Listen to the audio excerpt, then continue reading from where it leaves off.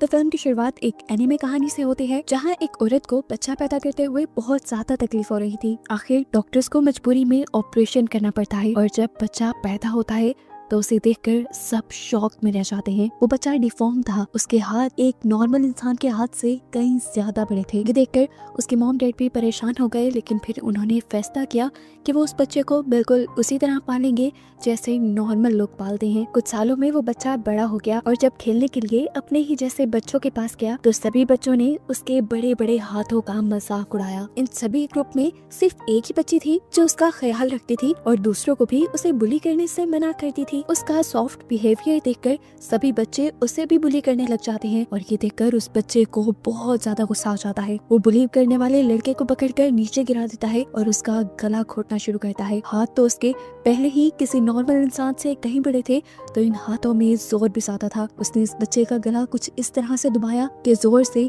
उस बच्चे की आंखें ही पॉप होकर बाहर निकल गई और तभी से इस बच्चे का नाम पॉपाइज बन गया। उसके मॉम डैड को जब पता चला कि पॉपाइज ने ये किया है तो उन्होंने उसे बेसमेंट में बंद कर दिया, जहाँ एक दूसरे दरवाजे से उसे मिली एक दोस्त जो कौन थी, कहाँ से आई थी, पॉपाइज नहीं जानता था। लेकिन ये दोनों एक दूसरे से बातें करने लगे लेटर्स के जरिए और इनके दरमियान दोस्ती गहरी हो गई। खैर पता चला कि पॉपाइज के एक बच्चे को मारने की खबर अब पूरे टाउन में फैल चुकी थी। टाउन वाले लोग बहुत ज्यादा गुस्सा हो गए और उन्होंने फैसला किया कि वो पॉपाइज का घर ही जला देंगे। उनका घर जलने की वजह से पोपाई के मॉम डैड की वहीं पर मौत हो गई। पोपाई ने अपने बेसमेंट वाली दोस्त से पूछा कि उसे अब क्या करना चाहिए। दोस्त ने कहा कि तुम अपनी जान बचाकर यहाँ से भाग जाओ, मैं यहाँ पर सेफ रहूंगी। उसकी बात मानते हुए पोपाई घर से बाहर निकल आया और उसे देखते ही लोग उसके पीछे पड़ गए। पोपाई भागते हुए एक लेक तक चला गया और जब लोग यहाँ पर पहुंचे तो उन्होंने देखा कि पोपाई नदी में डूब चुका था। वजन ज्यादा होने की वजह से वो तैर नहीं पाया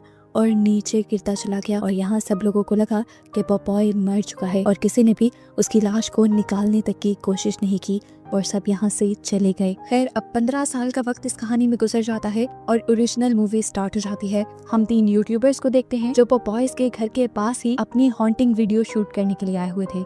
ये लोग वीडियो बनाना शुरू करते हैं तो यूट्यूबर बताती है कि पॉपॉयज के मरने के 15 साल बाद कई लोगों ने क्लेम किया है कि उन्हें जिंदा पॉपॉयज यहाँ पर दिखा है। उसे एक बार नहीं कई बार यहाँ देखा गया है और माना जाता है कि वो हर बार फॉग में ही आता है और फॉग में ही चला जाता है। ये रिकॉर्डिंग करते हुए अचानक से कैमरामैन रिकॉर्डिंग बंद कर देती है क्योंकि उसने वीडियो में देखा था कि पीछे से कोई खड़ा हुआ इन तीनों को घूर रहा था। वो घबरा गई थी लेकिन उसके दोनों साथी उसकी बात नहीं मानते। अब वो लड़का इनसे कहता है अब हम पॉपॉय के घर के अंदर जाएंगे और उसके पूरे घर को रिकॉर्ड करते हुए उसकी कहानी बताएंगे। कैमरामैन अंदर जाने से मना कर देती है क्योंकि उससे तो बहुत डर लग रहा था। कि बात मानते हुए ये दोनों अंदर चले गए, ये कहते हुए कि अगर तुम्हें बाहर कोई भी गड़बड़ लगे तो तुम हमें आवाज दे देना। अंदर जाकर इन्होंने कैमरा ऑन करके रख दिया रिकॉर्डिंग के लिए और ये दोनों आपस में ही मसरूफ हो जाते हैं। बाहर इनकी कैमरा वुमन भी खड़ी थी जिससे जब अपने करीब से डरावनी आवाजें आती हैं तो वो इन्हें रिकॉर्ड करने लग जाती है और इन आवाजों में किसी के चलने की आवाजें भी थी। ये पॉपॉयज ही था जो एकदम से पीछे से उसके ऊपर वार कर देता है जिससे इस लड़की को ज्यादा नुकसान नहीं होता। वो नीचे की तरफ गिर जाती है और जब अपनी आंखों से पॉपॉयज को देखती है तो उसका डर से हाल बुरा हो जाता है। यहाँ पर पॉपॉयज अपना पाँव उस लड़की के सर पे रख देता है जिससे लड़की का सर क्रैश होकर उसकी वहीं पर मौत हो जाती है। जिसके बाद पॉपॉयज अपने घर के अंदर चला गया था जहाँ पर वो दोनों यूट्यूबर्स अकेले थे। पॉपॉयज सबसे पहले आकर लड़की के ऊपर हमला करता है और उसका मुंह पकड़कर मुंह ही चीर देता है जिससे उस लड़की की मौत हो जाती है। उसके खून के छींटे उसके साथी के मुंह पे भी गिरे थे। अपनी आंखों से अपनी साथी की मौत देखकर कि लड़का यहाँ से भाग गया और पॉपॉय भी उसके पीछे भागा। जब वो ऊपर जा रहा था तो पॉपॉयज ने उसे पकड़ लिया। इससे पहले कि पॉपॉयज उसे मार देता लड़की के हाथ में एक हथौड़ा लग जाता है जिससे वो पॉपॉयज को जख्मी करने की नाकाम कोशिश करता है, लेकिन इससे पॉपॉयज को कुछ नहीं होता। इसके बाद पॉपॉयज उसे पकड़ लेता है और उसका सर दबाते हुए उसकी आंखें बाहर निकालकर उसे मार देता है। इसी घर के बेसमेंट के गेट से तभी एक नोट निकलता है जिसमें लिखा था वेलकम बैक। यानी पॉपॉयज की वो दोस्त जो बेसमेंट के इस दरवाजे के पीछे रहती थी वो भी आज तक जिंदा थी। अब सीन कट होकर हमें तारा नाम की एक लड़की को दिखाया जाता है जो आज बहुत ही ज्यादा एक्साइटेड थी क्योंकि पॉपॉयज का घर अब उसकी मॉम के नाम हो गया था। पहले वो घर इनकी हिस्ट्री टीचर के नाम था लेकिन न जाने जल्द ही कैसे उनकी मौत हो गई और अब ये घर तारा की मॉम के नाम हो गया था। तारा के डैड उससे कहते हैं तुम्हें ये घर फौरन सेल कर देना चाहिए, इससे पहले कि तुम्हारे साथ भी कुछ बुरा हो। वो हाँ में सर हिला देती है और यहाँ तारा अपने मॉम डैड को बताती है कि वो एक ट्रिप पे जा रही है। हालांकि वो किसी ट्रिप पे नहीं जा रही थी, असल में वो पोपॉयज के घर ही जा रही थी, जिसकी चाबियां उसे मिल गई थी क्योंकि वो घर उसकी मॉम के नाम था। वो अपने साथ अपने पूरे ग्रुप को लेकर जा रही थी। यहाँ सारे दोस्त तारा से पूछते हैं कि हम जा क्या रहे हैं। तब तारा बताती है कि हम पोपॉयज के घर जा रही हैं। ये सुनकर वो सब थोड़ा हैरान हुए क्योंकि सभी जानते थे कि पोपॉयज का घर तो काफी सालों पहले ही जल गया था। तब तारा ने बताया कि कुछ अर्सा पहले उस घर को दोबारा किसी ने बना दिया है, हमें वहाँ रहने में कोई भी तकलीफ नहीं होगी। ये लोग अपना सफर कंटिन्यू कर चुके थे। जंगलों के रास्ते से होते हुए एकदम से कोई उनकी गाड़ी के सामने आ गया। ये एक बूढ़ा आदमी था जो उससे पूछता है कि तुम लोग इस रास्ते से कहाँ जा रहे हो। तारा ने बता दिया कि हम पोपॉयज के घर जा रहे हैं। ये सुनकर वो डर गया और उसने इन्हें वार्निंग दी कि वहाँ मत जाओ, अगर तुम सब वहाँ गए तो तुम मारे जाओगे। पोपॉय अभी जिंदा है, वो फॉग में आता है और अपना काम दिखाकर फॉग में ही गायब हो जाता है। उसकी वार्निंग इन लोगों ने सुनी तो थी, लेकिन इसका कोई असर नहीं लिया था और अपना सफर ये कंटिन्यू कर चुके थे। खैर अब ये लोग पोपॉय के घर पहुंच चुके थे। जहाँ जाते ही इन्हें एक लड़की के चिल्लाने की आवाज आती है। ये लोग डर गए। पास जाकर देखा तो ये उन्हीं की एक ग्रुप मेंबर थी जो यहाँ पर हॉट वाटर टब को देखकर बहुत ज्यादा एक्साइटेड हो गई थी। सब उसे देखकर थोड़ा रिलैक्स हुए, लेकिन फिर इन्होंने नोटिस किया कि इनके फोन में सिग्नल्स भी नहीं आ रहे थे। तारा ने इन सबसे कहा रिलैक्स रहें, थोड़ी देर में सिग्नल्स आ जाएंगे। ये इलाका ऐसा ही है, सिग्नल्स आते जाते रहते हैं। इन्हें अभी तक किसी खतरे का अंदाजा हुआ ही नहीं था। जो खतरा लेक के किनारे भी आ चुका था, यानी कि पोपॉयज। कुछ देर बाद तारा को पता चलता है कि यहाँ अगली एक हफ्ते तक फॉग रहने वाली है और फॉग में इस इलाके में सफर करना बहुत ही ज्यादा खतरनाक हो सकता था। तो तारा के बॉयफ्रेंड ने उसे रिलैक्स किया और कहा कोई बात नहीं, हम एक हफ्ते तक यहाँ पर चिल करेंगे। अब सीन कट होकर हमें उस ओल्ड मैन को दिखाया जाता है जो इनको रास्ते में मिला था और वार्निंग दे रहा था कि पोपॉयज के घर ना जाना। वो खुद लेक के किनारे बैठा अभी मछली ही पकड़ रहा था कि एकदम से उसे अपने पीछे किसी की आहट सुनाई दी। उसने पीछे मुड़कर देखा तो पोपॉयज आ चुका था, जो उसके गले को पकड़कर दुबाते हुए उसे भी जान से मार डालता है। सीन कट होकर हम तारा के घर पर तारा की मॉम को देखते हैं, जिनसे मिलने के लिए उनकी एक फ्रेंड आई है। उनका भी बेटा तारा के साथ गया हुआ था ट्रिप पर। उनके पास एक बहुत ही डरावनी खबर थी कि पोपॉयज वापस आ चुका है। न्यूज़पेपर में उसके फोटोज भी छपे थे और ये लोग इस बात को भी जान गए थे कि इनके बच्चे कहीं और नहीं बल्कि पोपॉयज के घर ही गए हैं, यानी उनकी जान खतरे में थी और ये लोग अब उनकी जान बचाने का फैसला करते हैं। इधर बिनी नाम की लड़की के पास उसका एक फ्रेंड आता है वाइन की बोतल लेकर। ये दोनों अभी बातें ही कर रहे थे कि एकदम से इनके दरवाजे की विंडो पर एक भयानक औरत आ गई, जिसे देखकर ये दोनों डर गए। इन्होंने दरवाजा खोला और वो औरत इनके बिना परमिशन इनके घर के अंदर आ गई। वो लड़की इन लोगों से कहती है पोपॉयज वापस आ गया है और वो तुम सब से अपना बदला लेगा। कैसा बदला, इन लोगों की समझ में नहीं आया। ये बात वो पूछना चाहते थे पर वो औरत वहाँ से चली गई और तारा उसके पीछे भागी। तारा ने जब उसे रोका तो लड़की ने बताया कि पोपॉयज सिर्फ तुम्हारे ही पीछे आया है। ये कहते ही वो वहाँ से चली गई। यहाँ दिखाया जाता है कि तारा की मॉम कॉन्टिन्यूसली तारा को कांटेक्ट करने की कोशिश कर रही थी और उसको ये बताने की कोशिश कर रही थी कि वो लोग एक बहुत बड़ी मुसीबत में फंसने वाले हैं, लेकिन उनका कांटेक्ट तारा से नहीं हो पाता। जबकि यहाँ हम तारा को डिलन के यानी उसके बॉयफ्रेंड के पास देखते हैं, जिसने तारा को एक बहुत बड़ी खुशखबरी दी कि उसका यूनिवर्सिटी में सिलेक्शन हो गया था और अब वो दूसरे शहर जाने वाला था। वो तारा को भी अपने साथ चलने के लिए फोर्स कर रहा था, पर तारा नहीं मानी क्योंकि वो अपने मॉम डैड को छोड़कर नहीं जा सकती। सीन कट होकर यहाँ पर हम डोना के बॉयफ्रेंड निक को देखते हैं, जो सैम के साथ एंजॉय कर रहा था। यहाँ पर सैम उसे प्रपोज कर देती है, उसे बताती है कि मैं तुम्हें पसंद करती हूँ, लेकिन निक ने उसे कहा मैं तुमसे प्यार नहीं करता, मैं तो डोना से ही प्यार करता हूँ। ये जानकर कि निक उसके साथ टाइम पास कर रहा है, इस लड़की सैम को बहुत ज्यादा गुस्सा आ गया और उसने ये सारी बात डोना को बताने का फैसला किया। उसने डोना को फौरन से मैसेज भी कर दिया, लेकिन सिग्नल ना होने की वजह से ये मैसेज डोना तक पहुंचा नहीं। ये मैसेज करके अभी वो बैठी हुई थी कि एकदम से उसके पीछे पोपॉय आ गया। पोपॉय ने उसे पानी में चिल करता देखा तो पानी में ही डुबाकर उसका गला दबाकर उसे मार डाला। यहीं पर पोपॉयज के पास वो अजीब डरावनी लड़की आ जाती है जो पहले तारा और से मिल चुकी है। इनकी बातों से हमें यहाँ पर एक ट्विस्ट ये पता चलता है कि बेसमेंट वाली बचपन की पोपॉय की दोस्त यही लड़की थी और ये लड़की उसकी असल में सगी बहन है, क्योंकि वो भी बचपन में पोपॉय की तरह बहुत ही अजीब हरकतें किया करती थी।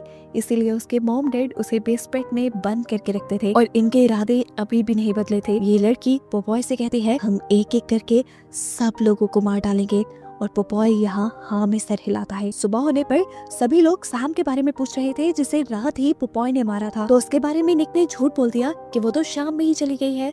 असल में वो तो खुद ही नहीं चाहता था कि इनमें से किसी का भी कांटेक्ट सैम के साथ हो, क्योंकि वो अपने और सैम के बारे में सब कुछ सीक्रेट रखना चाहता था। यहाँ तक कि उसने ये झूठ भी बोल दिया कि सैम तो कल ही चली गई थी, मैंने उसे जाते देखा था। सीन कट होता है और हम एक लड़की को देखते हैं जिसके पास उसका ग्रुप मेंबर आया था। वो उसे प्रपोज करना चाहता था, लेकिन लड़की उसे कहती है कि मुझे तुम में कोई इंटरेस्ट नहीं। इसीलिए वो लड़का उदास होकर लेक के किनारे चला जाता है। जब वो लेक के किनारे पर गया, लेक के किनारे पर उसे पोपॉयज की बोट मिली जिसके अंदर वो चला गया। यहाँ उसे कुछ नहीं दिखा, लेकिन हम देख पाए उस आदमी की लाश जिसे पोपॉय ने मारा था। अब वो अपने आप को आराम देने के लिए लेक के किनारे बैठ जाता है और तभी पोपॉय अपना एंकर निकालते हुए उसके जिस्म के हिस्से के ऊपर हमला कर देता है। अभी वो इसी दर्द से चिल्ला ही रहा था कि पीछे से आकर पोपॉय ने एक रस्सी उसके गले के इर्द गिर्द घुमा दी और उसका दम घोट के उसे मार डाला। आज रात ये लोग दोबारा सब मिलकर एंजॉय कर रहे थे।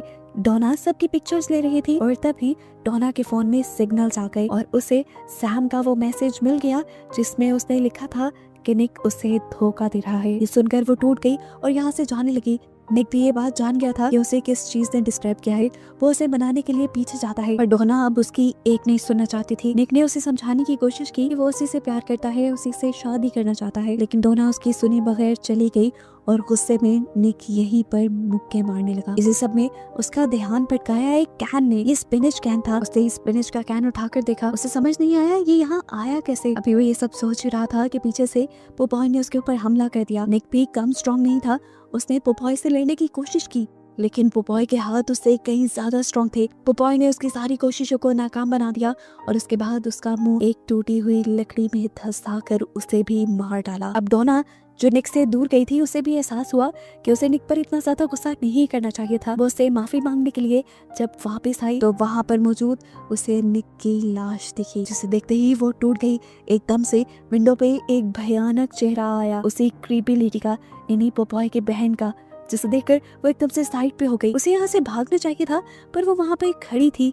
वो तब तक खड़ी रही जब तक पोपॉय उसे मारने के लिए सामने नहीं आ गया। उसे देखते ही अब वो भागी। जंगल में पहुँचते ही उसने जोर से चीख मारी और उसके दोस्त ये चीख सुनकर चौंक गए। तारा और उसके साथियों ने डोना को ढूंढने का फैसला किया। यहाँ दिखाया जाता है कि डोना भागते हुए एक जाल के अंदर आ गई, जबकि दूसरी तरफ तारा, उसका फ्रेंड डिलन और उनकी तीसरी साथी, वो तीनों मिलकर डोना को ही ढूंढ रहे थे। ये सब करते हुए तारा को एक पिक्चर मिली जो उनकी पुरानी क्लास की थी। इसमें उसकी मॉम और डिलन की मॉम भी थी, क्योंकि वो दोनों ही सेम स्कूल में पढ़ाया करती थी। इस पिक्चर को देखकर ये लोग ये बात जान गए कि ये सभी चीजें आपस में कनेक्टेड हैं।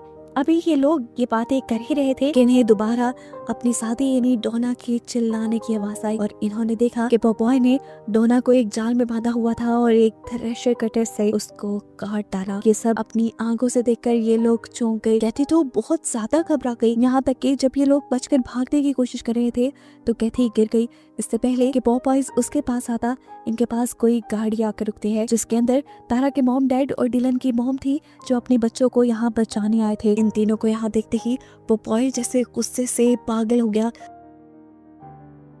उसने डिलन की मॉम को पकड़ा और उसके गर्दन के इर्द गिर्द एक फंदा फंसाते हुए उसे मार डाला। तारा की मॉम और उसके डैड ये सब देखकर बहुत ज्यादा दुखी हो गए और भागते हुए उन्होंने ये बात जाकर डिलन को बताई कि उसकी मॉम अब इस दुनिया में नहीं रही और इन्हें भी जल्द ही बचकर यहाँ से भागना होगा, नहीं तो पोपॉयज इन्हें भी मार डालेगा। कैथी जो अभी इन सब के पीछे थी वो जल्दी से इन लोगों की कार पे बैठकर यहाँ से भागने की कोशिश करती है, लेकिन तभी पोपॉयज यहाँ पर आ जाता है और अपने भारी बड़े बड़े हाथों से वो कार को ही उठाकर पलटा देता है। कार के इंजन से पेट्रोल लीक होने लग जाता है जिसमें आग लगाकर पोपॉय इस कार के साथ साथ कैथी को भी जलाकर मार देता है। इस टाइम हम देखते हैं कि तारा की मॉम और डिलन एक रूम में थे। तारा उनसे पूछती है आखिर ये सब चल क्या रहा है, तो तारा की मॉम यहाँ पर सारी कहानी का प्लॉट रिवील करती है। ये बात है आज से 15 साल पहले की, जब पोपॉय भी आम बच्चों के साथ इसी टाउन में रहता था। वो देखने में सबसे अलग था, इसीलिए सारे बच्चे उसे बुली किया करते थे और सिर्फ एक तारा ही थी जो उसका हमेशा साथ देती थी। यानी मूवी के स्टार्ट पे हमने जिस छोटी बच्ची को देखा था जिसे पोपॉय का साथ देने पर बाकी बच्चे बुली करने लगे थे, वो तारा ही थी, लेकिन बाकी बच्चों ने उसके साथ बहुत ही बुरा किया। एक दिन जब ये बच्चे तारा को बुली करने लगे तो पोपॉय को बहुत बुरा लगा और उसने एक बच्चे को ही मार डाला। और जैसे ही ये बात टाउन वालों को पता चली तो टाउन वालों ने आकर उसके घर पर धावा बोल दिया, जिसमें उसके मॉम डैड मारे गए, लेकिन पोपॉय भाग निकला और अब वो अपने मॉम डैड का और अपनी इज्जत का बदला लेने के लिए यहाँ आया है। वो उन सारे बच्चों को ही मार डालेगा जिनकी वजह से ये पोजीशन उसके ऊपर आई थी। तारा की मॉम बताती हैं कि पोपॉयज के मॉम डैड के मर जाने के बाद ये घर इनहेरिटेंस में ले लिया गया था, यानी सोसाइटी वालों ने फैसला किया था कि ये घर सोसाइटी के ही किसी मेंबर के पास जाता रहेगा, वो भी अल्फाबेटिकल ऑर्डर में। लेकिन जिसके पास भी ये घर जाता वो इंसान कुछ ही अरसे में मारा जाता और अब ये घर उनके नाम हुआ था। इसीलिए तो वो इस घर को जल्दी बेचना चाहते थे। इसीलिए वो चाहती थी कि तारा हमेशा इस घर से दूर रहे ताकि उसकी जान सेफ रहे। अभी ये लोग बात ही कर रहे थे कि बाहर दोबारा पोपॉय की बहन आ गई, जिसने आते ही तारा के डैड के ऊपर हमला करके उन्हें मार डाला। उसके हाथ में एक चाकू था जिससे उसने तारा के डैड को स्टैब किया था और अब वो दरवाजा तोड़ के अंदर आ गई। तारा के सामने खड़े होकर उसने तारा से कहा कि पोपॉय सिर्फ तुम्हें पसंद करता है और तुम्हारे अलावा वो सबको मार डालेगा। ये कहते ही उसने अब तारा की मोम के ऊपर अपनी चाकू से स्टैब करके हमला कर दिया। तारा की मोम जख्मी हो गई कि देखकर तारा को भी गुस्सा आया और उसने पास पड़ा कैरोसिन ऑयल उसके ऊपर छिड़क दिया। वो लड़की चिल्लाने लगी और ये लोग मौका देखकर यहाँ से भाग गई। गुस्से में ये औरत अब उनके पीछे भागी थी और उसने तारा को पकड़ भी लिया। वो तारा के ऊपर आ गई।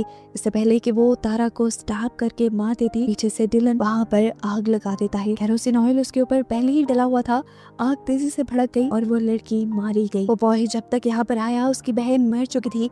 ये देखकर वो गम और गुस्से से पागल हो गया। उसके सामने इस टाइम तारा की मॉम थी। उसे लगा कि इसी ने उसकी बहन के साथ ये सब किया है, इसीलिए उसने पीछे से पकड़कर उसकी मॉम का गला दबाते हुए उसे मार दिया। और तारा ने जब ये सब देखा तो वो टूट गई। पोपॉय ने अब डिलन के ऊपर भी हमला कर दिया था।